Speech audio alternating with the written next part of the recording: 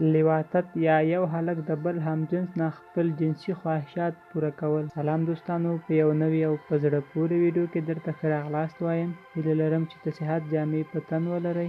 اکثره ملګري له ما نه پوښتنه کوي چې د هلک یا د خپلې ښځې سره د کونې د لارې خپل جنسي خواهش پوره کول څه حکم لري. تفصیل یې په ویډیو کې وګورئ. لواطت په اسلام کې یو لوی جرم دی او د سلیم فطرت نه مخالفت دی. هر کله چې د لوط علیه السلام قوم د هر مخلوق نه مخکې دې کار ته وړاندیوالی د لوط علیه السلام قوم کړی دی. الله تعالی فرمایي هر کله چې د لوط علیه السلام قوم سلیم فطرت او لټه کړه نو الله تعالی د هغوی د کار موافق عذاب ورته ورکړ. رسول الله صلی الله علیه وسلم د خپل امت باره کې د لواطت نه ویره ښودلې او په کوونکي یې د دې کار یې لعنت ویلی دی.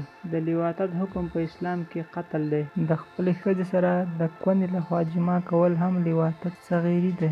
الله تعالی به د قیامت په ورځ هغه سړي ته د رحمت په نظر نه ګوري چې خپلې ښځې سره د کونې لخوا راتګ کوي. د خپلې ښځې سره د کونې د لارې یا په حالت د حیض کې جماع په یو حدیث کې کفر هم ګڼل شوی دی. دوستانو، که ویډیو مو خوښه شوې وي لایک یې کړئ. که مو لا هم زموږ چینل نه وي سبسکرایب کړی، چینل در سره سبسکرایب او ورسره په خوا کې د ګونګري یا بیل نشان ووهئ.